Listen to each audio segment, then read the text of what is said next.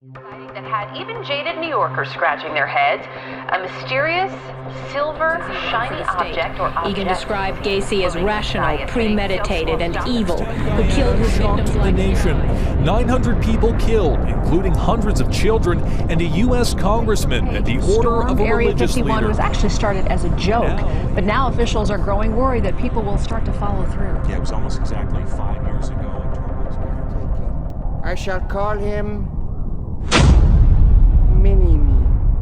Boom! It's a motherfucking minisode. Motherfucking mini. We're back. It's been a little while. This is after a main episode, so we are drunk. And speaking of the drunk, we had our first Patreon donor who decided to choose send an alcohol or choose a shot option. Yeah. So, little shout out to my boyfriend James who decided to throw a $5 bill at me and also bring me the shot of tequila. So, cheers, ladies. I'm going to throw up later tonight. Cheers. Thanks, James. We love you. Ooh, that made me want to throw up. Yeah. Booyah. Oh. Alrighty. So, whoa. I have a cut on my lip and the lime does not feel good. Ouch. Good thing I have some water. Okay. So, the minisode topic for tonight is witchcraft and witches. Woo. We're getting spooky in August because it's pretty much autumn / It's fall. basically spooky season. I just can't wait any longer. Oh yeah, no, like next month I'm gonna start decorating my fucking house. Yes. Sorry, Meredith. So, I'm gonna talk about the history of witches, and this is all coming from, coincidentally, because we were just talking about it, the History Channel, history.com.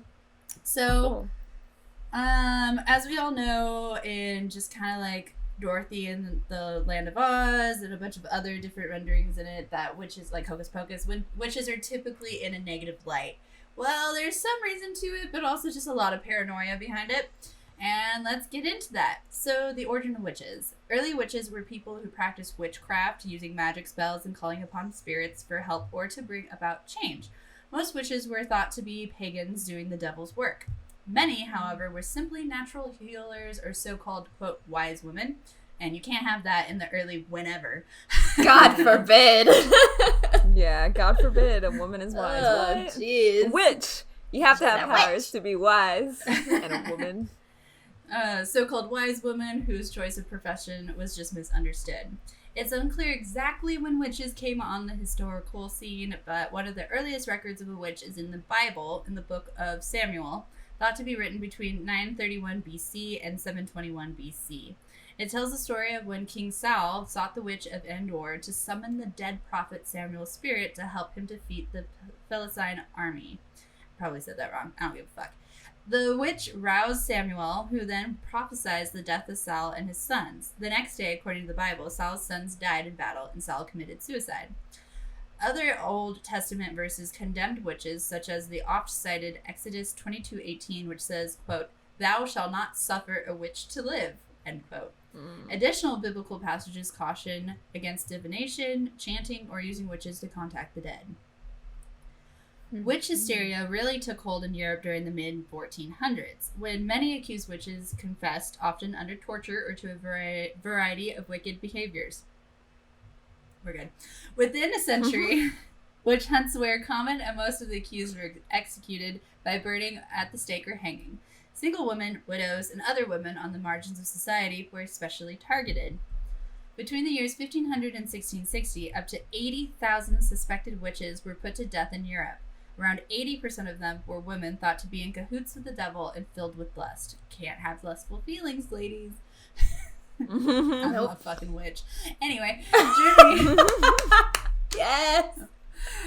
Tequila? What? Germany had the highest witchcraft execution rate, while Ireland, hometown, had the lowest. The publication of Malleus Maleficarum, written by two well-respected German Dominicans in 1486, likely spurred witch mania to go viral. The book, usually translated as The Hammer of Witches, was essentially a guide on how to identify, hunt, and interrogate witches. I'm not going to say it again, labeled witchcraft as hearsay and quickly became the authority for Protestants and Catholics trying to flush out witches living among them. For more than 100 years, the book sold more copies of any other book in Europe except the Bible. Dang. Just so you know that everyone was just on that witch fever. And more than the Bible. Yes. So as witch hysteria decreased in Europe, it grew in the New World, which was reeling from wars between the French and British, a smallpox epidemic, and the ongoing fear of attacks from neighboring Native American tribes. The tense atmosphere was ripe for finding scapegoats. Probably the best known witch trials took place in Salem, Massachusetts of 1692, not 1992. That's way too soon. Well, too. The Salem witch trials began when 9-year-old Elizabeth Parris and 11-year-old Abigail Williams began suffering from fits, body contortions, and uncontrolled screaming. Today it is believed that they were poisoned by a fungus that caused spasms and delusions. As more young women began to exhibit symptoms, mass hysteria ensued, and 3 women were accused of witchcraft: Sarah Good, Sarah Osborne, and Tituba, an enslaved woman owned by Parris's father. Tituba confessed to being a witch and began accusing others of using black magic. Way to go. On June 10th, Bridget Bishop became the first accused witch to be put to death during the Salem witch trials, when she was hanged at the Salem gallows. Ultimately, around 150 people were accused, and 18 were put to death, which, ratio speaking, is not that bad, but also, once you're branded as a witch, you're just, like, outcast. So it's almost like, I don't want to say death is, like, the easy card out, because it's not ideal, but just the shit that they got afterwards is almost worse, because they have to endure it longer, right? Yeah. Mm-hmm.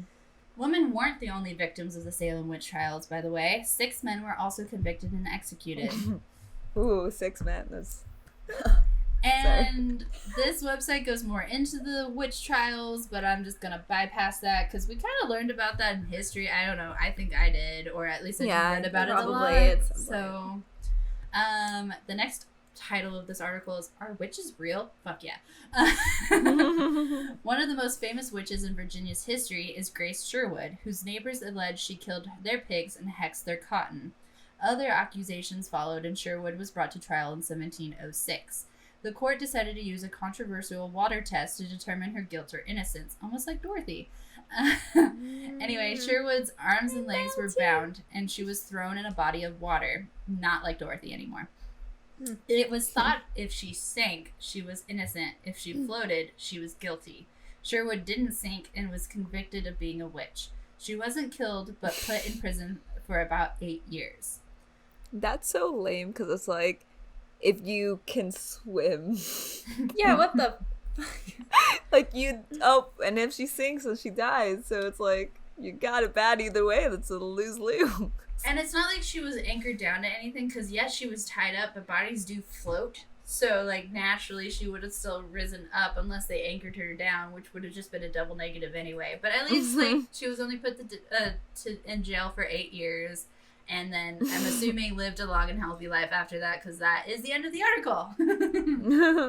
But that's your history on witchcraft. Lexy, do you have more modern age witchcraft? I do. So I will confess, upon doing my research today on modern witches, I think I want to become a modern witch. So I found this really cool article. It was written by, I think, The Atlantic or something. I don't remember the name of the author's name, but it focused on this woman named Juliet Diaz, and she describes herself as like a seer and capable of reading auras and connecting to the other side, also a plant whisperer who can communicate with her succulents, and she belongs to like a long line of healers in her family, which has roots traced back to Cuba.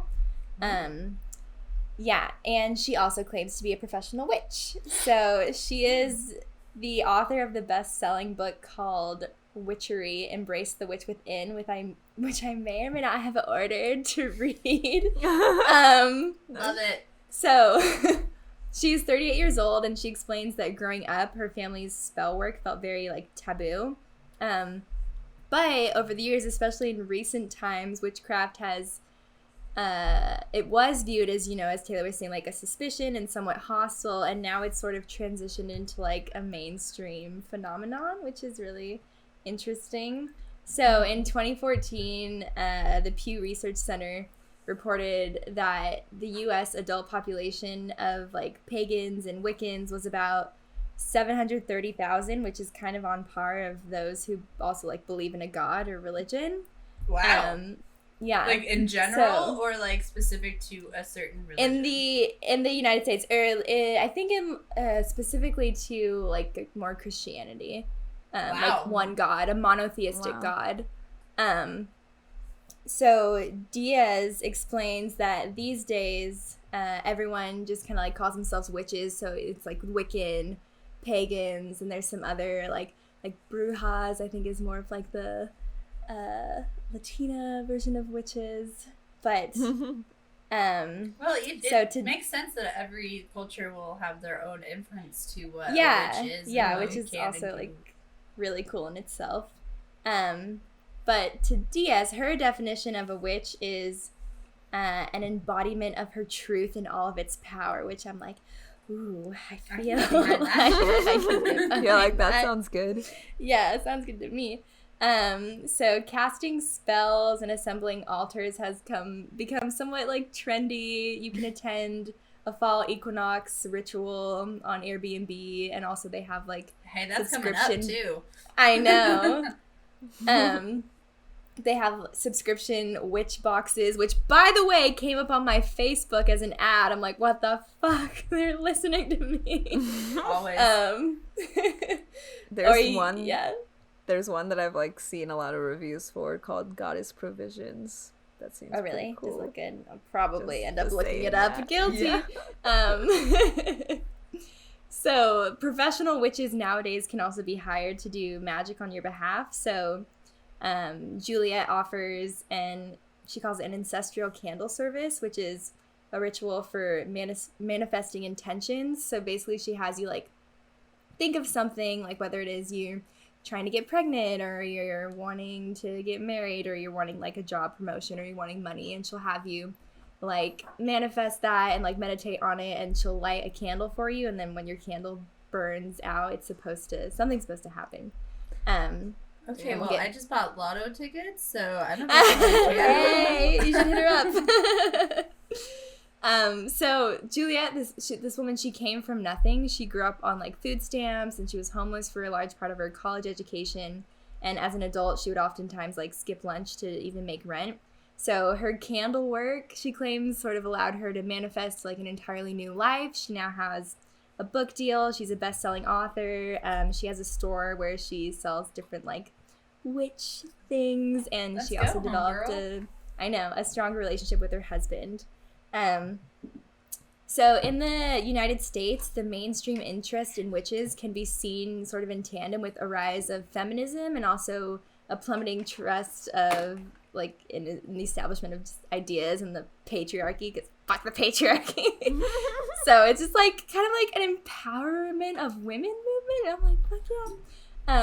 And also the growing fascination with like astrology, crystals, and tarot cards, guilty, which like magic. So practitioners see these things as a way to tap into like the unseen, or sort of an unconventional source of power. The fact that there are no set criteria for being a witch is, for many, precisely the appeal. Witchcraft sort of begins with the promise of a spirituality that is self-determined, anti-patriarchal, and flexible enough to incorporate a variety of cultural traditions. So nice. Cool. I really like that. But as Juliet sees it, magic is inseparable from the mundane. So here's a quote from her that I really like. I'm trying to bring awareness to the idea that what we think is normal is actually magical. So being on a planet that's revolving around, floating in the universe, is magical. But we're so used to these fantasies that we see on TV. You flick a wand and something just apparently happens. People start thinking that's what magic is, and they forget that they themselves are the magical beings. Okay. I wouldn't be a witch. So, like the anyways, part of that, the whole floating in space is magic. I'm like, no, there's a lot of science behind that. There is, but the fact that it exists is magical to me. Yes. Anyways, it's like the fact that things align so perfectly scientifically. That's kind of crazy. Like, that's like, holy shit, what are the odds? Like, I know. But anyways, I thought this was, I've like known about this stuff, but I didn't really realize like the meaning of it, like empowering yourself and just, I don't know, realizing that you have power in your manifestation. So anyways, I'm gonna become a witch. It's no big deal. Don't tell my mom. As long as you don't open portals, I'm sure your mom will be just fine. Yeah, and that's the thing, like, not all, like, there is that side of things, but there's also just, like, manifesting for yourself and, like, practicing self-care and self-love. And I'm like, fuck yeah, I can get behind that. Yeah, I need that in my life right now. Yeah. So, yeah. I'm going to tell you guys about a witch.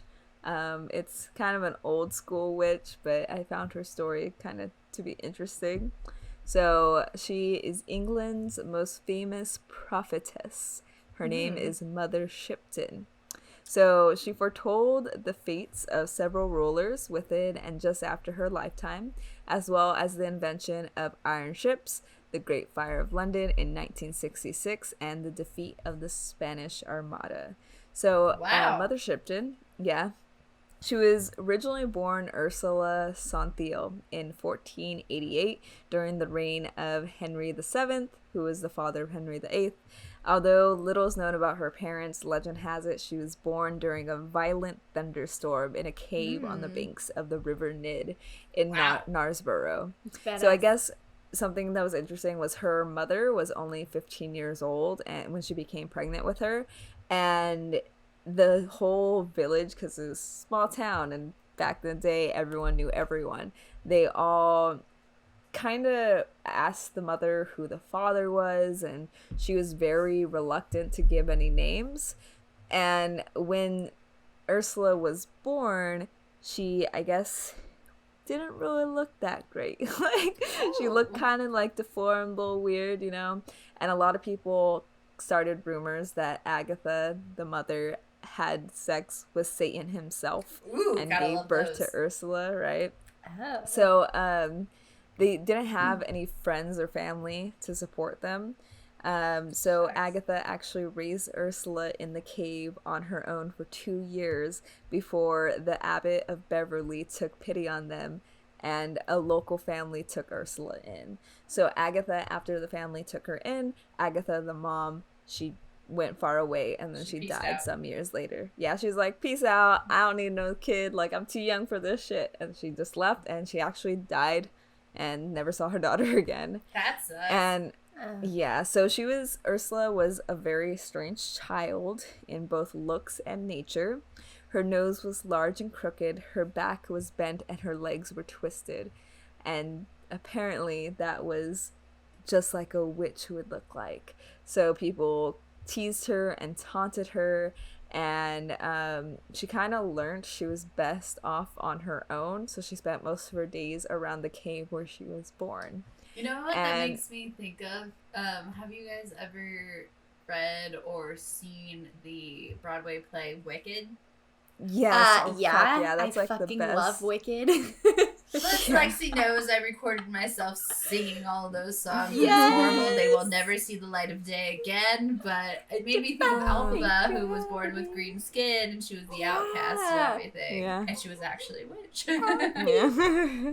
Quote. So yeah, Ursula kind of had that same parallel to that story. So she ended up like studying the forest because she spent most of her time near that cave, and she studied a lot of the flowers and herbs and made remedies and potions with them. When she was 24, she ended up meeting a young man by the name of Tobias Shipton. He was a carpenter from the city of York. So she ended up getting married to him, and he was like a decent looking dude, and that only furthered rumors because people, as cruel as they were back in the day, were like, why would someone marry a woman so ugly? How would they willingly lay with that? You know, like they're such dicks. So when he died, that kind of furthered that suspicion. They thought maybe she killed him, or I don't know. So they didn't have any children before he died, unfortunately, but Ursula just kept the name Shipton. And later, the mother part came when she was an old woman, so Mother Shipton. So as well as making traditional remedies, Mother Shipton had a gift, and she could predict the future, hence she was the most famous prophetess of England. So it started with small premonitions, but as she practiced, she became more confident and her powers grew. Soon she was known as Knaresborough's prophetess, a witch. She made her living telling future and warning those who asked her what was to come. So something kind of interesting about all this, she possibly predicted the internet. So she had what? That's like years in advance here. Yeah, so like Shipton 500 years in advance here. Yeah, so Shipton began going around town telling futures and making prophecies.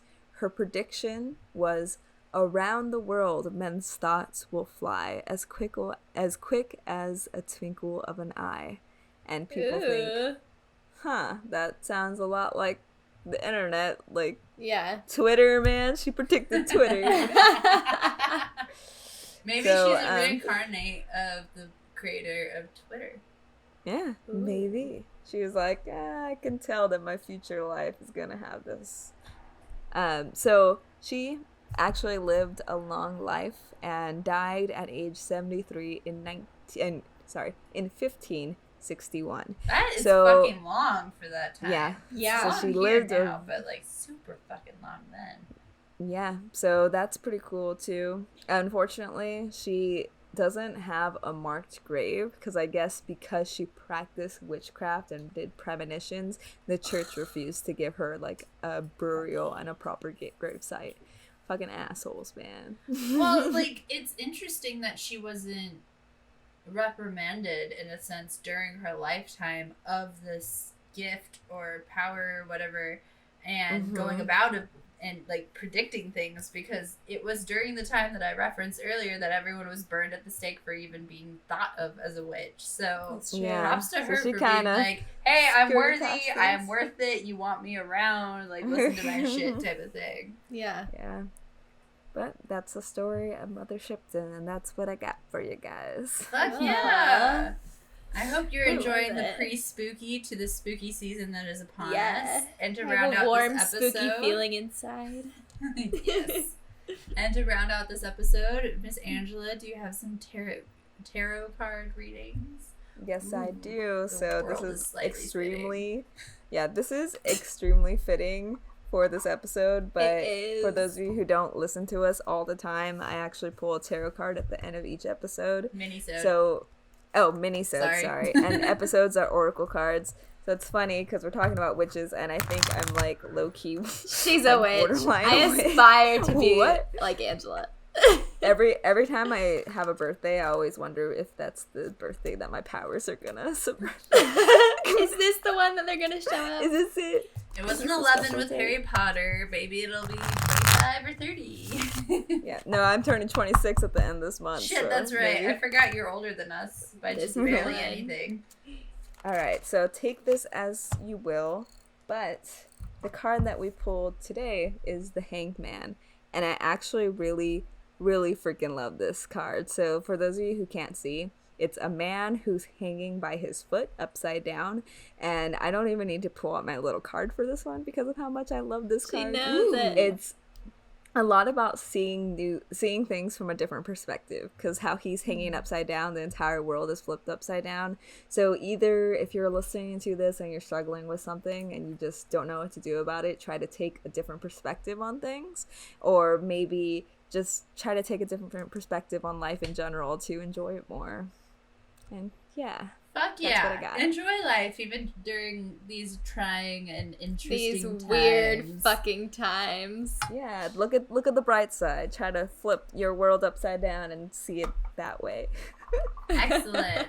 Well, on that note, if you're flipped upside down and you enjoy the shit that we put out into the world, you should definitely give us a like, a follow, a subscription, Patreon money, a donation, whatever.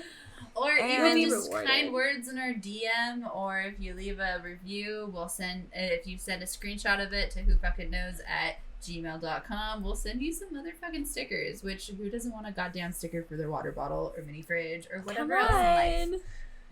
Cool. So, thanks Yeah. for So listening, that is friends. it. We'll talk to you later. Bye. Bye. Bye.